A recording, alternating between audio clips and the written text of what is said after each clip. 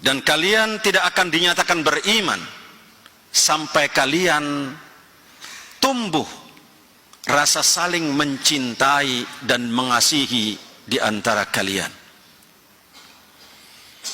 Awala adullukum ala syai'in idza fa'altumuhu tahabbtum.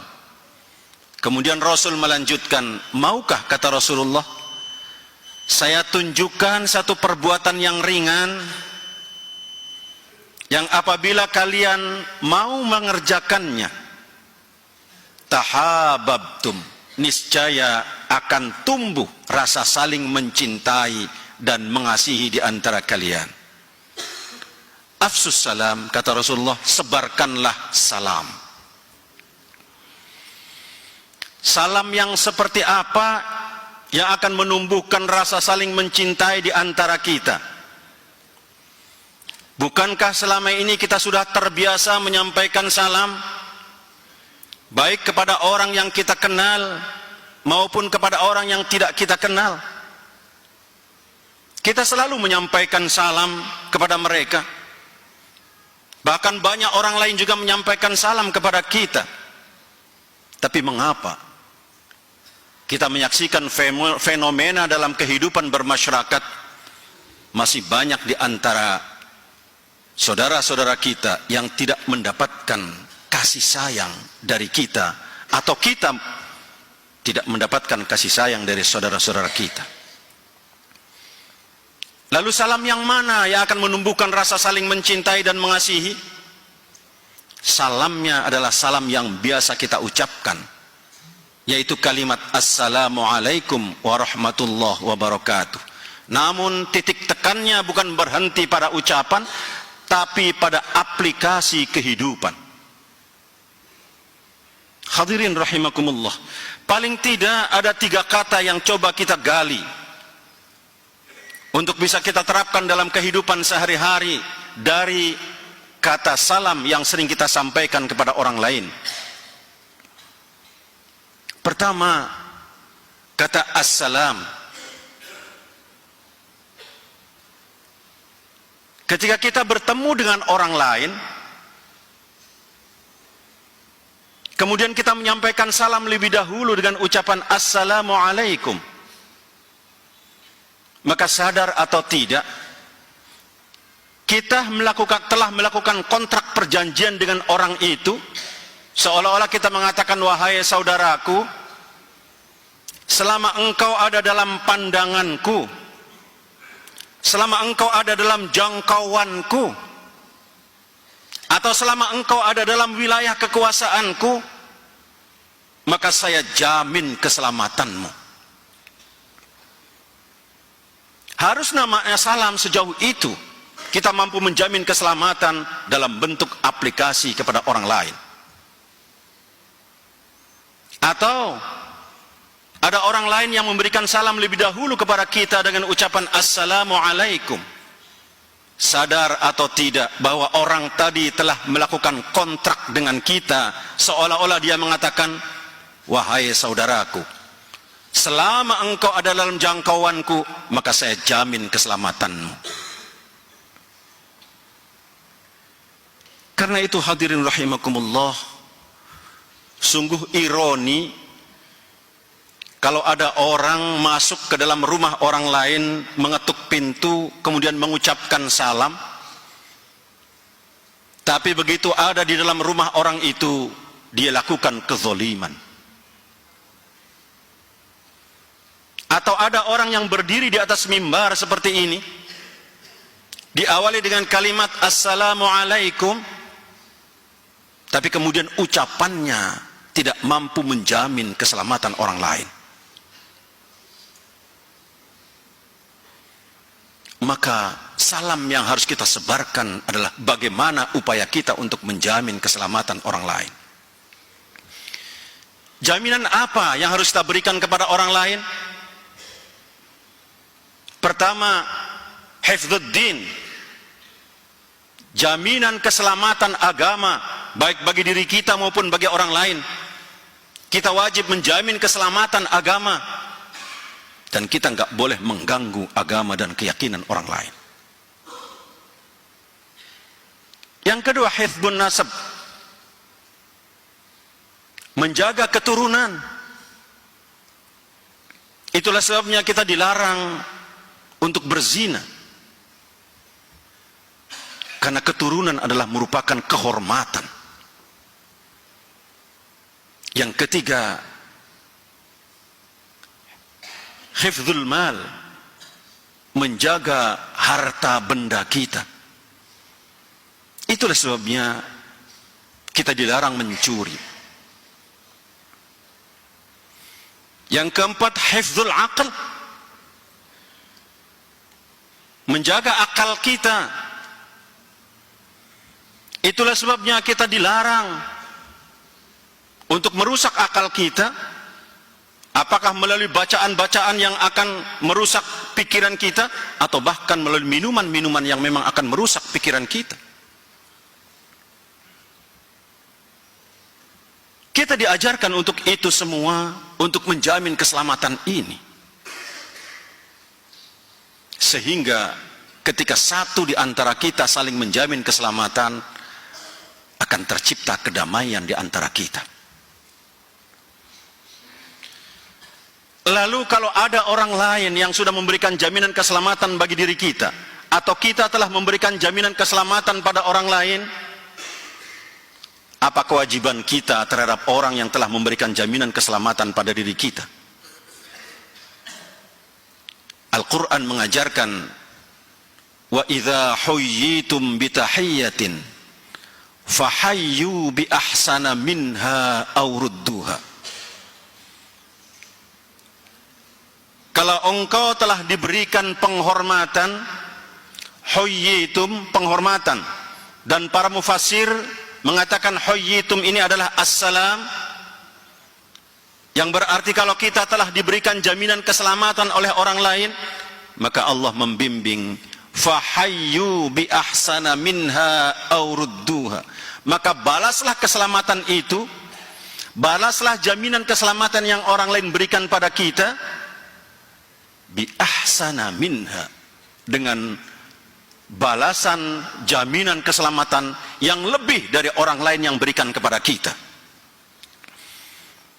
Kalau saja kita tidak mampu memberikan jaminan yang lebih dari yang orang lain berikan pada kita, Allah kemudian memberikan batas minimal, aurudduha, kata Allah, minimal sama dengan yang orang lain berikan pada kita. Subhanallah, begitu mulia nilai salam dalam kehidupan kita, yang harus kita terapkan dalam kehidupan kita sehari-hari. Apakah cukup dengan memberikan salam? Ternyata tidak. Maka ada kalimat yang kedua, yaitu rahmah.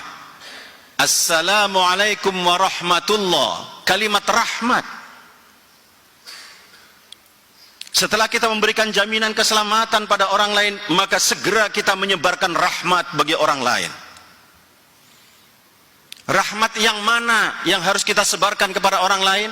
Rahmat yang pernah dititipkan oleh Allah Subhanahu wa ta'ala kepada setiap nurani kita di dunia ini, untuk kita sebarkan kepada orang lain.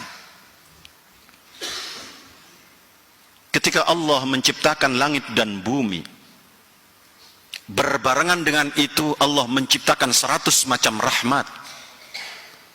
Satu rahmat diturunkan oleh Allah ke bumi, dititipkan kepada setiap yang memiliki nurani untuk disebarkan kepada yang lainnya. Kalau kita pernah menyaksikan seekor ayam betina yang pengecut, lari kalau ada orang lewat, tapi satu ketika saat di bawah sayapnya dia sedang melindungi anak-anaknya, maka ketika dia ada orang lewat di depannya, orang itu akan diserang oleh ayam tadi. Kenapa demikian? Karena ayam merasakan ada titipan 100 rahmat yang dititipkan oleh Allah kepadanya untuk disebarkan kepada yang lainnya. Atau kita menyaksikan seekor harimau yang buas dan ganas, saat dia melahirkan anaknya, kita menyaksikan harimau itu menjilati anaknya dari mulai ubun-ubun sampai ke tengkuknya. Karena harimau merasakan ada titipan 1/100 rahmat yang diberikan oleh Allah kepadanya. Atau mohon maaf, kita menyaksikan seorang kakek yang sudah tua di rumah sakit, menunggui cucunya yang sedang dirawat di rumah sakit, dan kakek itu berharap agar cucunya kembali menjadi sehat, maka dia korbankan apapun, bahkan rela tidak makan demi menyisihkan dana untuk kesehatan cucunya. Itu adalah gambaran titipan 1/100 rahmat yang dititipkan oleh Allah kepada seorang kakek tadi.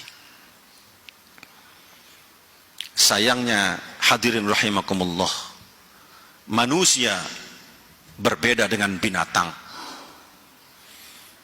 Banyak manusia yang gagal mempertahankan titipan 1/100 rahmat ini, sehingga kita menyaksikan dalam kehidupan kita bermasyarakat, suami yang menyakiti istrinya, istri mengkhianati suaminya, majikan menyakiti pembantunya, pembantu mengkhianati majikannya, atau bahkan banyak orang tua yang membunuh anaknya yang masih kecil.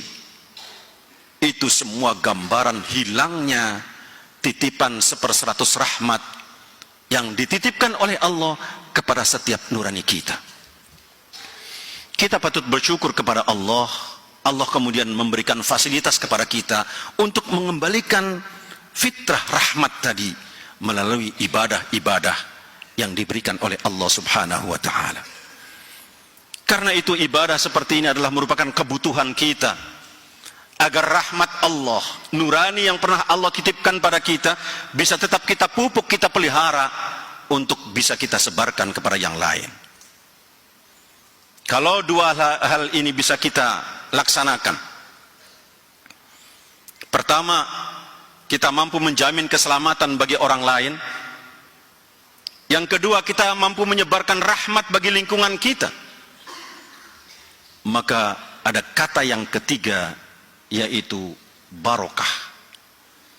Allah memberikan jaminan kata barokah ini akan diturunkan oleh Allah Subhanahu wa ta'ala, dengan syarat kita mampu menjamin keselamatan orang lain, dan kemudian kita mampu menyebarkan rahmat kepada orang lain. Digambarkan oleh Allah Subhanahu wa ta'ala dalam surat Al-A'raf, A'udzu billahi minasy syaithanir rajim, walau anna ahlal qura amanu wattaqau lafatahna 'alaihim barakatin minas sama'i wal ard walakin kadzdzabu fa'akhadnahum bima kanu yaksibun. Kalau saja, kata Allah,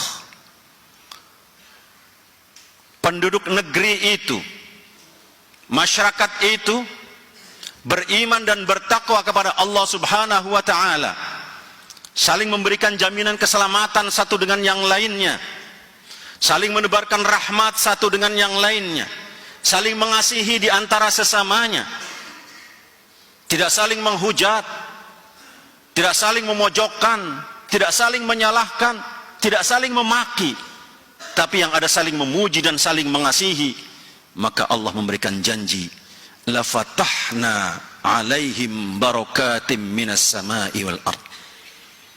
Akan saya bukakan, kata Allah, pintu keberkahan yang datangnya dari langit dan dari bumi. Dari langit berupa air hujan, berupa rahmat, dia akan menyirami lingkungan ini tanpa berlebihan. Dari bumi yang tumbuh adalah pohon-pohon dan buah-buahan yang akan memberikan jaminan kesejahteraan bagi lingkungan kita. Walakin kadzdzabu, tapi sungguh sangat disayangkan, kata Allah, mereka lebih suka mengambil jalannya sendiri, mendustakan ajaran-ajaran ini sesuai dengan keinginan dan hawa nafsunya masing-masing. Karena itu hadirin rahimakumullah, untuk membangun lingkungan yang aman, adalah merupakan tanggung jawab kita sebagai orang yang beragama. Tanggung jawab kita dalam menyebarkan salam untuk orang lain, salam dari diri kita untuk disebarkan kepada orang lain. Karena itu, melalui mimbar yang mulia ini, khatib mengajak kepada hadirin sekalian, mari kita sebarkan salam.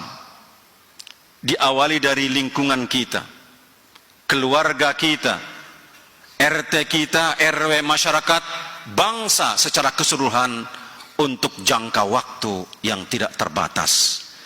Semoga Allah Subhanahu wa ta'ala memberikan keberkahan kepada upaya kita sekalian, sehingga kita semua mampu mewujudkan lingkungan yang aman, damai, sejahtera, sesuai dengan harapan kita bersama, yaitu baldatun thayyibatun wa rabbun ghafur. Semoga bimbingan Allah senantiasa menyertai kita semua. Barakallahu li wa lakum fil Qur'anil azim.